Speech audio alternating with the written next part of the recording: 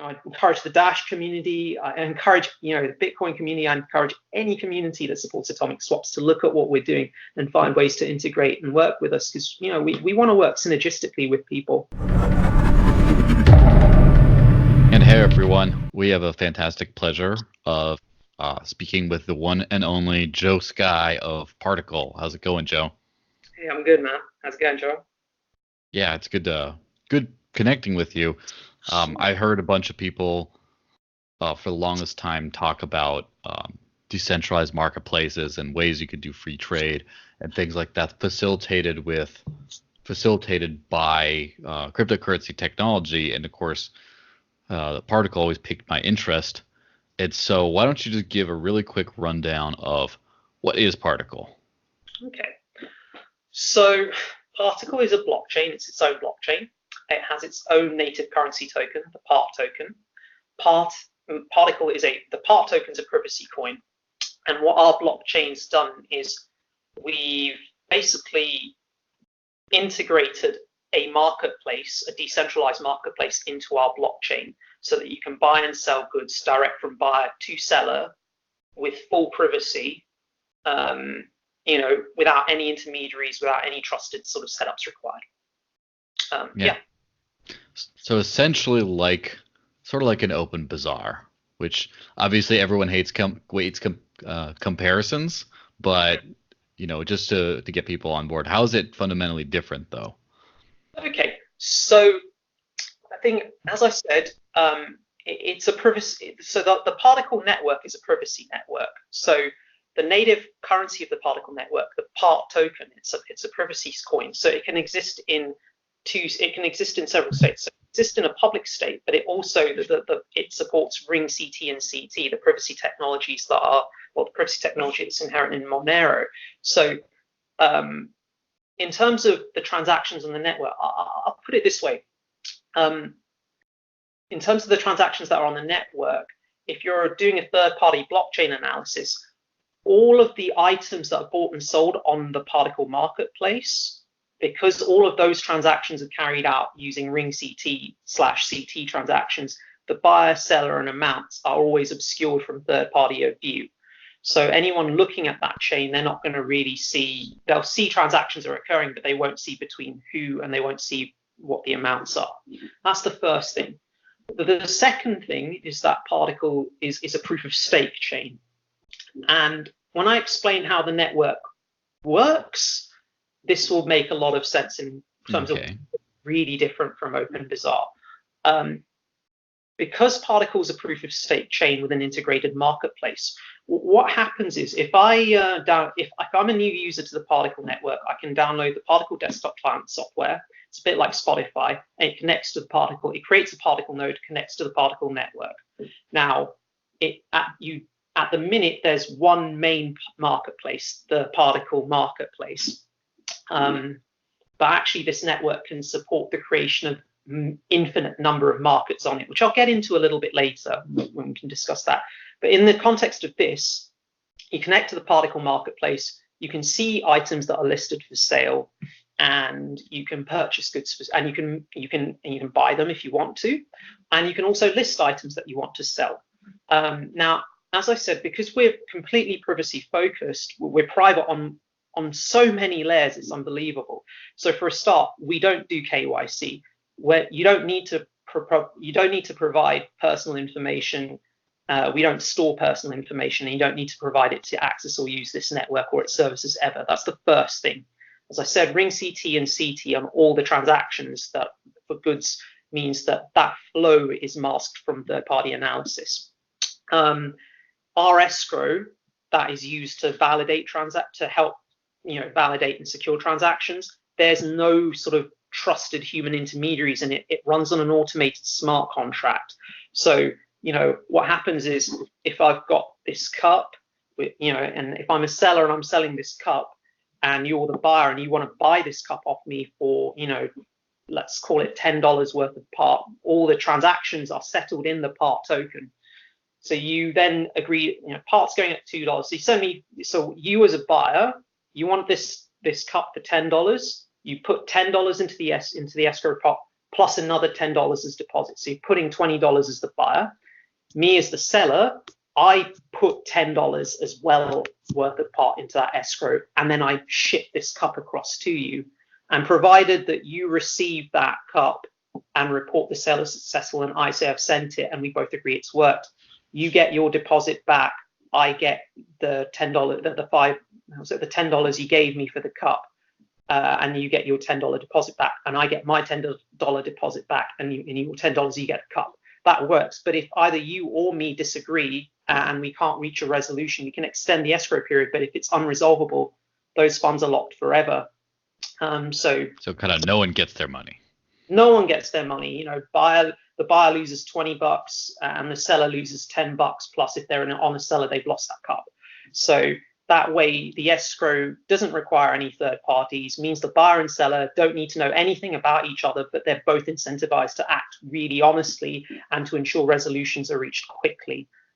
So there's that aspect to it. As I mentioned, it's a proof of stake network.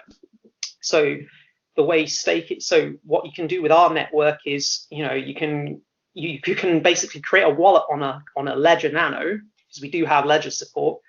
And you can then use that. You can then basically use a smart contract to set that wallet address to designate another node to stake on that wallet's behalf, and that node will then receive the staking reward. So you can obscure the physical location of your wallet funds. In terms of geolocating, the particle nodes can be configured to run on Tor. So geographically, you can mask the location, you can mask the physical location of your funds, you can obscure the transaction flows on the entire network from third-party analysis. You don't have any trusted intermediaries for your escrow. You don't need to provide any personal information. I don't think you can get more private than that. That's something that OpenBazaar or no other platform, to my knowledge, offers right now. So essentially, it's just privacy at every layer is kind of what you're going for, right? Yeah. And I think that the proof of stake net aspects of this really set us apart from OpenBazaar. So if you look at our network at the minute, we're a low market cap coin, right? There's 9 million tokens in circulation. The current inflation rate on the supply is around 3% per annum, which goes down to 2% ongoing from around July 2020. And the way it works is this. As there's more, so basically the minimum amount you're going to earn if you're staking on the Particl network in a minute is 3%. But in practice, only half the network historically is staking at any time. So on average, it works out a minimum of 5 to 6% per annum rewards. But on top of that, everyone who's staking gets a cut of all transaction fees on the network. So as the number of every sort of listing has a micro fee. Every escrow settlement has a micro fee. There's no actual commissions, just micro fees, to list. But essentially, as there's more network activity, that pool of micro fees grows and it's distributed amongst stakers. So where we're different from OpenBazaar is we actually encourage vendor adoption, because if you're a vendor, you could sell that $10 cup, make $10 worth of part, which is about 5 part, and you could set that to stake. But if you wanted to, you could, let's say the cup was, an antique cup worth $100. You made $100 worth of part, which is 50 part. You could cash out 25 part to fiat or another cryptocurrency using an exchange. We are building atomic swap support at the minute. Well, I'll get into that bit later. But you could cash $25 out, and you could leave, 25? No, so 50. So you could cash. Basically cash out half your part into fiat and leave the other half staking. But as the network transaction activity on this network grows, the model should follow, in theory, that circulating supply gets locked up from staking, and circulating supply gets increasingly locked up from an increasing number of escrows, and the transaction fees are growing. So therefore, the vast majority of adopters, the early adopters, the mid-stage adopters, and I'd argue even the late-stage adopters, if they leave even portions of their funds sat staking in part, they're benefiting the Particl network by increasing the node count, increasing the number of the decentralization of the network, increasing the distribution of the currency, and increasing the stability and security of the network. The network benefits that way, but the vendors themselves benefit because it's a relatively low circulating supply with an increasing buy pressure and a decreasing circulating amount because loads of their supply is getting locked up. So transaction velocity is increasing, circulating supply is diminishing, and the value entering the Particl network is increasing. Therefore, the value of the part token should just keep going up and up and up over time. So the fiat equivalent, if you're selling this mug for $50, you take 25 out, as fiat, but leave $25 worth of part staking. That's a part. But the value of each part goes from $2 today to like $10 in the future. Guess what? You made a ton more than you would have trading on any other network that's e-commerce related. You wouldn't get that return on Amazon or eBay. Yes, of course. So it's a entirely self-incentivizing network to where you want to use it as a seller. You get to cut down on fees and commissions and things like that. And then say you make Amazon famous by selling what most people want to get. You don't get a piece of that. But if you make the Particl network grow and you decide to reinvest some in the actual network that you're helping build, then there's a bunch of economic indicators that tend to incentivize you to do that sort of a thing. That's pretty fascinating. Now I'm thinking about selling things. What if I decide to sell quality farm raised beef, yet my whole family is vegan and they don't want to see me doing that kind of thing, and I encourage them, hey, you got to try out this new system. Then they get on and they see me selling this stuff, and then I have an awkward conversation at the dinner table, something like that. What happens in that situation? Do I just have to start messaging people privately and say, hey, you want to buy some beef? Don't tell anyone. Okay, so we kind of worked that. So interesting you should say that. The solution to this is already built into the back end of the Particl network, and we're currently building the GUI for it. But what the Particl network, at the moment, there's one big marketplace. So you download the software client and you enter market. It's actually the name of the market, and that loads the general purpose marketplace. But actually, in theory, at the moment, you could do this now. You could download that client and create a different market with its own unique view key, and then you can just share that to people that you trust. So, if I'm selling you, so you're selling me beef, you've made a market and it's got its own view key, and you populate that with listings for your beef products. You give me that view key, and as long as I don't share that view key and you don't share that view key, that market's just private between you and me. Now, at the moment, you can actually already do that with Particl, but you'd have to download separate clients and separate machines at the moment to really make that robust. What we're building is a front end which allows you to effectively build as many markets as you want and just switch between them. So, in that scenario, if you're a vendor, okay, you're selling beef, you could create one market on your node just for selling beef that has its own view key. You share that with one group of people and trust that they don't share that view key around, and that's a private market between those. You can do it for whatever you really like, basically, and those are, that's functionality that's coming pretty soon. Yeah, interesting. So just a private party kind of market thing, like an invitation only, but built in. Exactly. Yeah, I'm sure that has. Yeah, sorry, go ahead. Sorry, I say invitation only, but like I said, if that view key gets out, then that's the important thing you need to keep in mind. Yeah. So in other words, if the invitation gets up and then the wrong person comes, you could crash the party.